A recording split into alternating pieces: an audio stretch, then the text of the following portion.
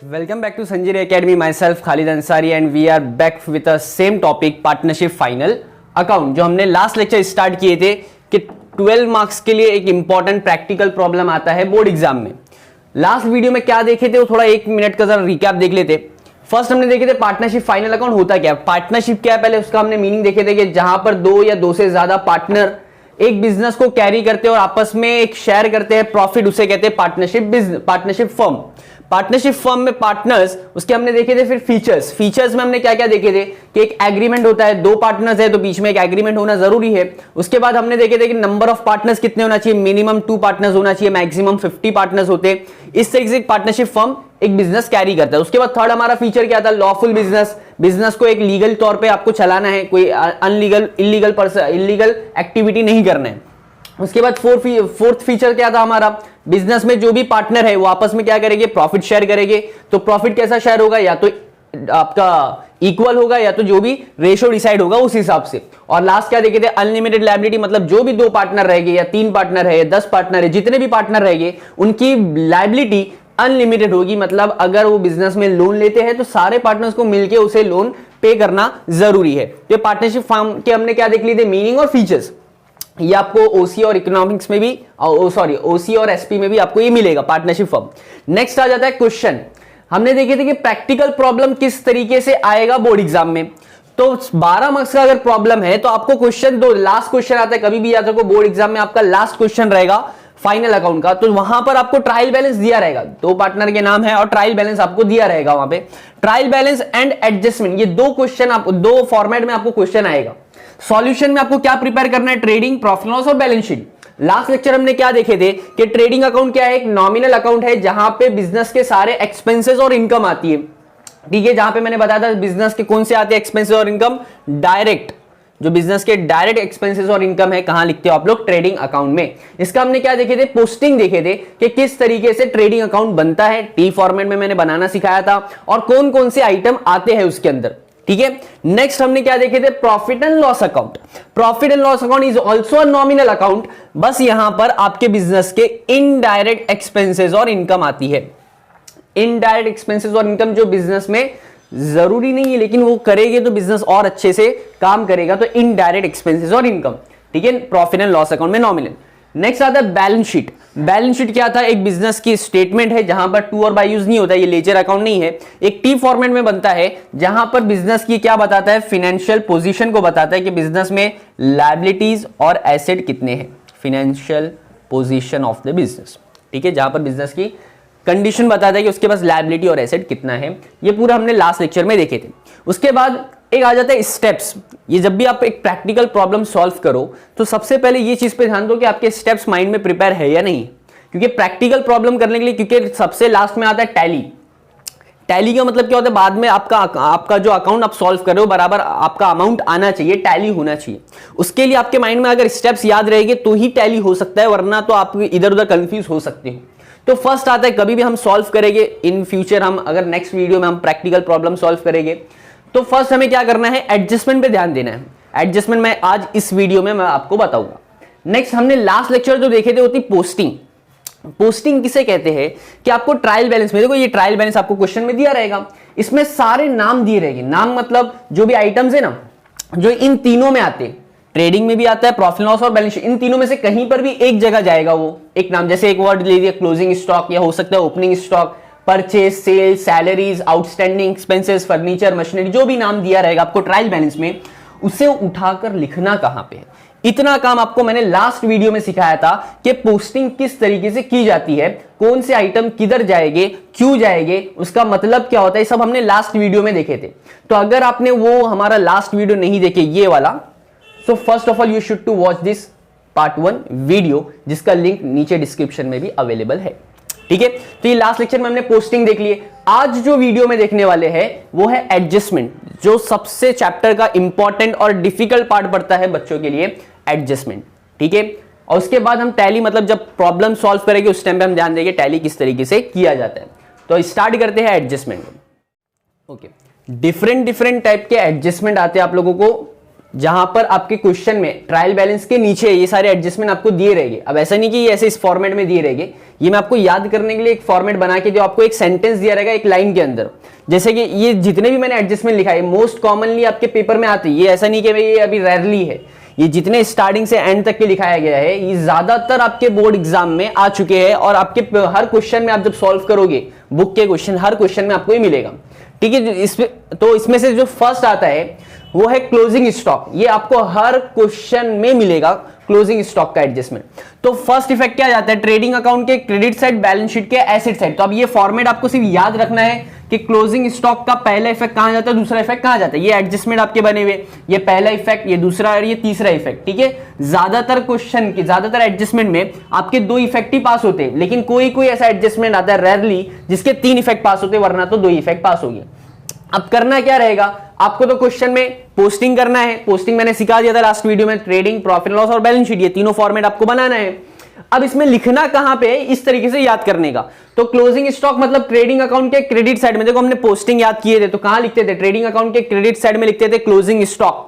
मतलब ये देखो मैंने यहां पे क्या बताया था, क्रेडिट साइड में क्या क्या जाता है, जितने भी गुड्स आपके बिजनेस से आउट हो रहे, जो भी आपके बिजनेस से जा रहे हैं, ट्रेडिंग अकाउंट के क्रेडिट साइड में सारे जो भी गुड्स जा रहे हो यहां पर लिखो। तो ये भी देखो ना, क्लोजिंग स्टॉक भी गुड्स जा रहे हैं ना, मतलब क्या हुआ कि हमारा फाइनेंशियल ईयर क्लोज हो गया, हमारे पास कुछ स्टॉक रखा हुआ था, फॉर एग्जांपल 10,000 का स्टॉक ऑलरेडी रखा हुआ है, तो हम उसे फेंक तो नहीं सकते, हम क्या करेंगे उसे नेक्स्ट ईयर में यूज करेंगे। तो इस साल से जाएगा अगले साल आएगा, तो इस साल से जा रहा है तो पहला इफेक्ट यहां पर पास होगा बाय क्लोजिंग स्टॉक, जो भी उसका अमाउंट रहेगा 10,000 तो एज इट 10,000 आप ट्रांसफर कर देंगे। दूसरा इफेक्ट कहां बोला है, बैलेंस शीट के एसेट साइड। तो बैलेंस शीट के एसेट साइड में आने का, ये देखो ये लायबिलिटी है और ये एसेट है, यहां पर नीचे आके लिखने का क्या लिखोगे आप, direct closing stock 10,000, that's it. इस तरीके से आपको रखना है। पहला effect closing stock trading account के क्रेडिट साइड, बैलेंस शीट के एसेट साइड, 2 इफेक्ट जहां पर दोनों जगह सेम अमाउंट रहना चाहिए, 10,000। ठीक है, नेक्स्ट आ जाओ डेप्रिसिएशन। पहले तो वर्ड समझो डेप्रिसिएशन का मतलब क्या होता है। जैसे हमने क्लोजिंग स्टॉक का मतलब समझे कि क्लोजिंग स्टॉक मतलब आपका स्टॉक बच चुका है, फाइनेंशियल ईयर क्लोज हो गया, तो ट्रेडिंग अकाउंट के क्रेडिट साइड जाएगा, अब वो यूज होगा नेक्स्ट ईयर, तो इसलिए जाता है बैलेंस शीट के एसेट साइड। फायदा है ना, इसलिए बैलेंस शीट के एसेट साइड में जाएगा।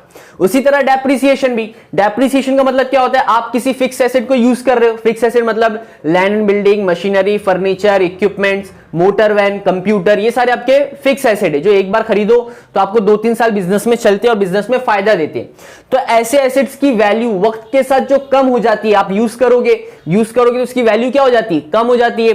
तो वैल्यू अगर जिसकी कम हो रही है तो बैलेंस शीट के एसेट साइड में जो भी आता है फिक्स एसेट आता है, उसमें से क्या करो आप, लेस कर दो। जैसे कि for example machinery, depreciate machinery 10%, तो मशीन कहां पे आती है, पहली बात तो फिक्स एसेट है, एसेट में आएगी, तो यहां पर लिखते हो आप मशीनरी का एक अमाउंट ले लो, 1 लाख दिया है, एक अमाउंट है, उसका डेप्रिसिएशन कितना बोला है, 10%, तो डेप्रिसिएशन एट द रेट 10%, तो 1 लाख का 10% 10,000, उसकी वैल्यू क्या हो जाएगी, वक्त के साथ कम होकर आउटर कॉलम में कितना आएगा, 90,000।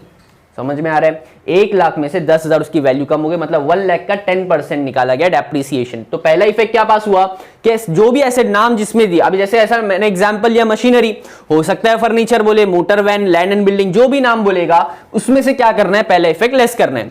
दूसरा क्या करना पड़ेगा, प्रॉफिट एंड लॉस की डेबिट। अच्छा वैल्यू कम हो रही है ना, अच्छा किसी भी फिक्स एसेट की वैल्यू कम हो रही है, एक्सपेंस है या इनकम है, हमने खरीदे थे 1 लाख का, बची 90,000 की वैल्यू, 90,000 की वैल्यू, 10,000 कम हो रही, तो क्या हो गया, मेरा खर्चा हो रहा है ना, एक्सपेंस है मेरा। तो प्रॉफिट एंड लॉस के डेबिट साइड में जैसा हमारा दिया एडजस्टमेंट, यहां पर आके लिखना पड़ेगा टू डेप्रिसिएशन ऑन मशीनरी 10,000 कौन सा, जितनी वैल्यू कम हुई है उतना आपका एक्सपेंस है, ना 1 लाख लिखना है ना 90,000 लिखना है, कौन सी वैल्यू लिखना है आपको, जितनी वैल्यू कम हुई है 10,000, तो 10,000 यहां पे लिखोगे। ठीक है, ये आपके 2 एडजस्टमेंट, ये मोस्ट कॉमनली आपको हर क्वेश्चन में मिलेंगे। Next outstanding expenses. Outstanding expenses का मीनिंग क्या होता है, पहले वो समझो। लास्ट पोस्टिंग के टाइम पे भी मैंने समझाया था। आउटस्टैंडिंग मतलब ऐसा खर्चा, एक्सपेंसेस मतलब खर्च, ऐसा खर्चा जो आपने ये साल का अभी तक दिए नहीं, साल कंप्लीट हो गया, मतलब हमारा फाइनेंशियल ईयर 1 अप्रैल टू 31 मार्च पूरा फाइनेंशियल ईयर क्लोज हो गया लेकिन हमने अभी तक के पे नहीं करे ऐसा एक्सपेंसेस, तो वो एक्सपेंसेस का पहले तो आपको नाम दिया रहेगा। जैसे आउटस्टैंडिंग एक्सपेंसेस में नाम दिया आपको सैलरी का, वेजेस का, रॉयल्टीज का, कैरेज इनवर्ड, जो भी आपको नाम दिया रहेगा उसमें क्या करना पड़ेगा, पहला इफेक्ट ऐड करो। अभी इस साल का खर्चा है, आपने अभी तक दिए नहीं तो कभी ना कभी तो देना है ना, तो पहला इफेक्ट, जैसे मैं एक एग्जांपल ले लेता हूं, मैं वेजेस में अगर दिया तो वेजेस कहां आता है, ट्रेडिंग अकाउंट के डेबिट साइड में, यहां पे लिखे हमने वेजेस। मैंने वेजेस 1000 अभी तक दिया नहीं, तो इस साल का खर्च है तो मैं क्या करूंगा, ऐड करूंगा। मैंने लिखा यहां पे आउटस्टैंडिंग, फॉर एग्जांपल इसकी 10,000 की वैल्यू थी, 1,000 मैंने अभी तक के दिया नहीं, तो टोटल 11,000 आउटर कॉलम में आएगा। इस तरीके से, मतलब पहला इफेक्ट क्या होता है, ऐड करो। आपने अभी तक के अपने एम्प्लॉय को वेजेस पे नहीं करे इस साल का, तो इस साल का खर्च है, इस साल का खर्च है तो इसी साल में दिखाओ, तो 1000 हम क्या कर देंगे, ऐड कर देंगे। अच्छा, अभी तक के नहीं दिए लेकिन कभी ना कभी तो देना है, अगले साल दोगे, उसके नेक्स्ट ईयर दोगे, कभी ना कभी देना है, तो बैलेंस शीट की लायबिलिटी साइड में शो करो। लायबिलिटी मतलब रिस्पॉन्सिबिलिटी, अब कंपनी को कभी ना कभी देना है तो रिस्पॉन्सिबिलिटी बन गई। यहां पर आके लिखना पड़ेगा आउटस्टैंडिंग वेजेस ₹1000। देखो कौन सा अमाउंट यहां पे लिखना है, जितना ऐड हो रहा है उतना ही यहां पे शो करोगे, बाकी और कहीं पर मतलब ना 10,000 शो होगा ना 11,000 शो होगा, जितना ऐड हुआ, जितना अभी तक आपने नहीं दिए उतना अमाउंट यहां पर आपको शो करना है। ठीक है, आउटस्टैंडिंग मतलब आपके बिजनेस की लायबिलिटी क्रिएट होती है उससे, बैलेंस शीट लायबिलिटी साइड, दूसरा इफेक्ट। नेक्स्ट, उसके बाद फोर्थ, प्रीपेड एक्सपेंसेस। ये भी मोस्ट कॉमनली आपको हर क्वेश्चन में मिलेगा। प्रीपेड एक्सपेंसेस का मतलब क्या होता है, पहले देखो, प्री का मतलब होता है पहले, अब पेड मतलब आपने पहले पेड कर दिए, पहले दे दिए, ऐसा खर्चा आपने जो पहले ही दे दिए, मतलब आपने नेक्स्ट ईयर का एक्सपेंसेस अभी से दे दियो। मेरा एक एम्प्लॉय था, मैंने उसको 10,000 सैलरी अगले साल की अभी से दे दिया, अगले साल की सैलरी अभी से दे रहे हो ना। पहले तो याद रखो सैलरी वर्ड कहां पे आता है, सैलरी वर्ड आता है यहां पर, लिखना पड़ेगा प्रॉफिट एंड लॉस के डेबिट साइड में टू सैलरीज, पहला वर्ड ये। क्या बोला है, प्रीपेड को पहला इफेक्ट क्या होता है, लेस, मतलब अगले साल का अभी से पे कर दिया, इस साल का खर्च है क्या, वो आने वाले साल का खर्च है ना, इस साल का तो नहीं है, यहां से लेस कर दो, तो यहां से हम प्रीपेड लेस कर देंगे। फॉर एग्जांपल अगर इसकी 10,000 वैल्यू थी, हमने 1,000 क्या कर देंगे इसमें से लेस, बचा कितना 9,000, बराबर है, हमने 10,000 में से 1,000 क्या कर दी लेस। अच्छा, ये अगले साल का अभी से भर दिया एडवांस में ना, नेक्स्ट ईयर भरना पड़ेगा क्या, नहीं भरना पड़ेगा, तो हमें नेक्स्ट ईयर बेनिफिट मिलेगा ना। तो बैलेंस शीट के एसेट साइड में जाके लिखने का प्रीपेड सैलरी, जो भी नाम दिया रहेगा उसमें आपको क्या करना था, लेस या ऐड करना। तो 1000 लेस हो रहा है तो 1000 ही शो करेंगे कि हमें नेक्स्ट ईयर ही भरना नहीं पड़ेगा। ठीक है, ये चार बराबर क्लियर हो रहे हैं आपके। पहले आपका लेस हुआ, नेक्स्ट आपका बैलेंस शीट के एसेट साइड में गया क्योंकि नेक्स्ट ईयर आपको नहीं भरना पड़ेगा। ठीक है, नेक्स्ट आ जाओ बैड डेब्ट्स के ऊपर।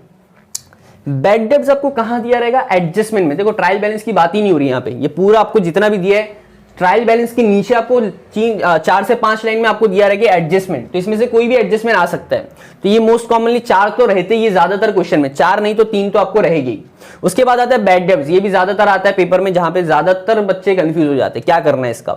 बैड डेब्ट्स मतलब क्या होता है, ऐसा कस्टमर जो पैसा नहीं देगा, अभी आपको फुल एकदम कंफर्म है कि वो पैसा नहीं देने वाला है। तो लेस फ्रॉम डेटर्स, आपने उधार में बेचे थे, उधार में बेचने, हमने उधार में बेच दिए फॉर एग्जांपल आपको, आप हमारे कस्टमर हो और आपने अभी तक के पैसा नहीं दिए, तो आप क्या कहलाते हो, मेरे कस्टमर है तो पहले डेटर, उधार वाले कस्टमर मतलब आप डेटर। अब आप पैसा नहीं दोगे, मुझे कंफर्म है, तो आप मेरे बैड डेब्ट्स बन गए। उधार वाले कस्टमर मतलब डेटर्स, नहीं दोगे तो बन गया बैड डेब्ट्स। ठीक है, तो डेटर्स पहले कहां आता है, हमने कल देखे थे, डेटर्स आता है हमारा बैलेंस शीट के एसेट साइड में आता है डेटर्स। तो यहां लिखो डेटर्स की अगर मैं एग्जांपल ले लूं, वैल्यू अगर 1 लाख थी, बराबर, बैड डेब्ट्स क्या करने बोला आपको, लेस ना। अब वो कस्टमर हमारा पैसा देगा ही नहीं, तो 1 लाख में से फॉर एग्जांपल 10,000 नहीं आने वाला, तो बैड डेब्ट्स हो गया ना हमारा वो, तो हमें इसमें से लेस करना पड़ेगा। बैड डेब्ट्स 10,000 मैंने लेस कर दिया, बचा कितना 90,000 तो आएगा। 10,000 डेटर्स है, डेटर्स में से आपको फुल डाउट है कि 10,000 1 लाख का डेटर्स है, उसमें से फुल डाउट है कि 10,000 आपको नहीं आने वाला है, तो 90,000 तो आएगा। तो पहला इफेक्ट पास हो गया, डेटर्स में से क्या कर दो, लेस कर दो, ये आ गया आपका इफेक्ट। नेक्स्ट बोला प्रॉफिट एंड लॉस के डेबिट साइड में जाएगा, तो क्योंकि 10,000 नहीं दे रहा है कस्टमर, तो हमारे बिजनेस का क्या हो गया, लॉस। लॉस है तो कहां लिखो, प्रॉफिट एंड लॉस के डेबिट साइड में, यहां पर आके लिखना पड़ेगा न्यू बैड डेब्ट्स 10,000, 10,000 का आपके बिजनेस का हो गया लॉस। ठीक है, पहला डेटर्स में से लेस करे, दूसरा प्रॉफिट एंड लॉस के डेबिट साइड में। ठीक है, नेक्स्ट आता है आरडीडी के बारे में। आरडीडी मतलब क्या होता है full form? Reserve for doubtful डेब्ट।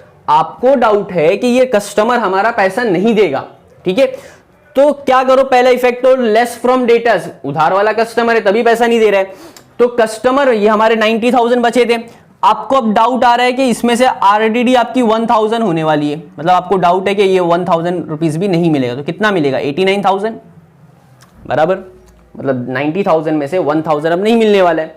रिजर्व फॉर डाउटफुल, आपको डाउट है 89 तो मिलेगा, अब ये 1000 नहीं मिलने वाला है, तो आपके बिजनेस का क्या हो गया? लॉस। तो कहां लिखोगे?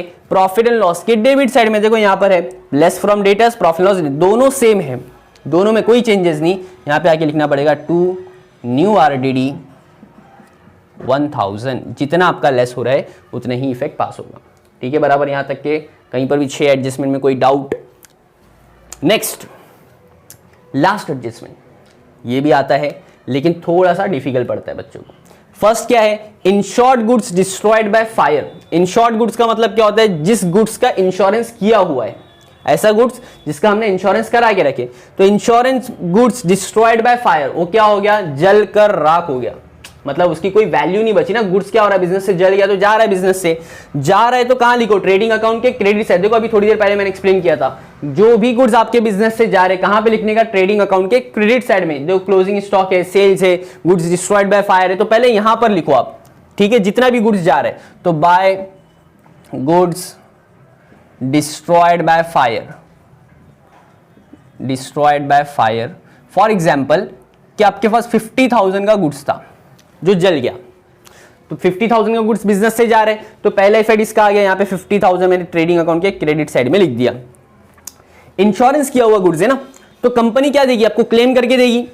भाई 50,000 का गुड्स जल गया है कंपनी, लेकिन आपको 45,000 देगी, कंपनी पूरा कभी नहीं देती। इंश्योरेंस कंपनी आपको सिर्फ 45,000 देगी कंपनी को। तो इंश्योरेंस कंपनी अगर आपकी कंपनी को सिर्फ 50,000 का गुड्स जला और 45,000 देगी, अभी दी नहीं है, तो देगी तो कहां लिखने का? बैलेंस शीट के एसेट साइड में मिलेगा ना वो पैसा, अभी मिला नहीं है, तो यहां पर लिखोगे आप इंश्योरेंस क्लेम कितना? 45,000 कंपनी आपको देगी, अभी दी नहीं है, ठीक है। 50,000 का गुड्स बिजनेस से चले गया, 45,000 आएगा इंश्योरेंस कंपनी से, अभी आया नहीं है, तो बैलेंस शीट के एसेट साइड में। अच्छा 50 में से कंपनी ने 45 दे दी, 5,000 का क्या हो गया? बिजनेस को लॉस हो गया। लॉस हो गया तो कहां लिखो? प्रॉफिट एंड लॉस के डेबिट साइड में, यहां पर आके लिखना पड़ेगा टू लॉस बाय फायर 5,000, मतलब 50,000 का गुड्स गया तो ट्रेडिंग अकाउंट के क्रेडिट साइड, कंपनी 45,000 दे रही तो बैलेंस शीट के एसेट साइड, और जितना कंपनी ने नहीं दी, 50,000 का गया, 45,000 आएगा, 5,000 नहीं मिल रहा है, तो प्रॉफिट एंड लॉस के debit side is your loss by fire, ठीक है। ये जितने भी मैंने 7 एडजस्टमेंट आप लोगों को बताया, ये ज्यादातर आपके हर क्वेश्चन में मिलेंगे, ठीक है। एक बार फिर से एक 2 मिनट का रिकैप लेते हैं। फर्स्ट क्या था हमारा?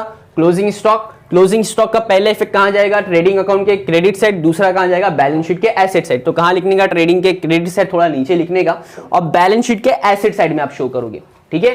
नेक्स्ट आ जाता है डेप्रिसिएशन, मतलब आपके एसेट्स की वैल्यू क्या हो जाती है? कम। वैल्यू कम हो रही तो एसेट्स में से पहले लेस कर दो, क्योंकि एसेट की वैल्यू कम हो रही है। दूसरा प्रॉफिट एंड लॉस के डेबिट साइड, क्योंकि एसेट की वैल्यू कम हो रही है तो आपके बिजनेस का एक्सपेंस है, तो एक्सपेंस है तो यहां पर शो करो टू डेप्रिसिएशन ऑन मशीनरी, ठीक है। जितनी वैल्यू कम होगी उतना ही आपको यहां पर भी पास करना है। जैसे हमने क्लोजिंग स्टॉक में 10,000 यहां लिखे, तो यहां पर भी 10,000 ही लिखोगे।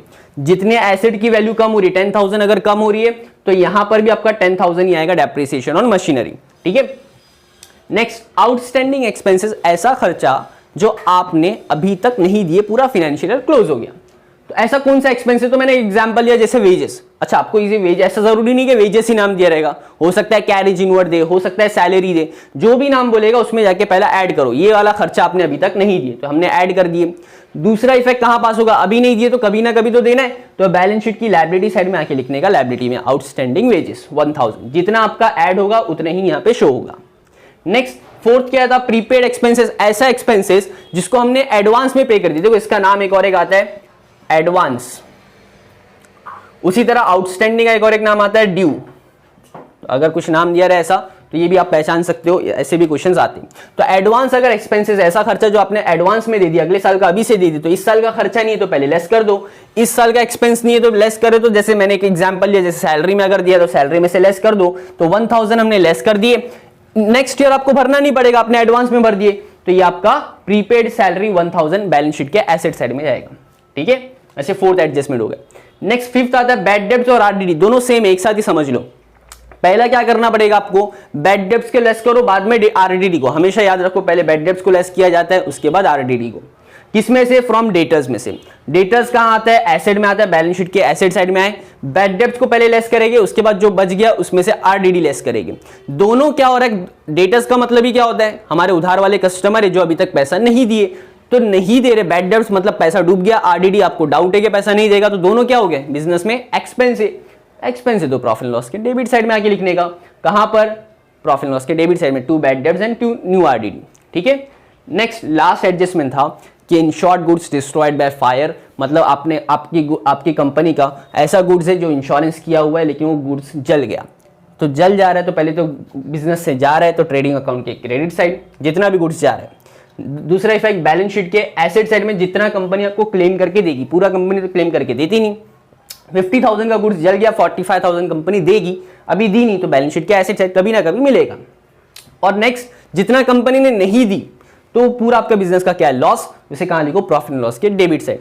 इस तरीके से ये जितने भी मैंने बताया ये सारे इंपॉर्टेंट एडजस्टमेंट है जो ज्यादातर आपके पेपर्स में आते हैं। ठीक है, इसी के साथ हमारा ये वीडियो यहीं पर ही खत्म होता है। नेक्स्ट वीडियो में हम प्रैक्टिकल्स प्रॉब्लम लेके, भले से एक क्वेश्चन हो या 2 क्वेश्चन, लेकिन जितना हो सकता है आपको बेसिक से स्टार्ट करें। अब बेसिक हमारा यहीं पर ही कंप्लीट हो चुका है। अगर वीडियो समझ में आया आपको तो प्लीज लाइक करो, अपने फ्रेंड्स तक शेयर करो और हमारे चैनल को सब्सक्राइब करो। Thank you for watching us.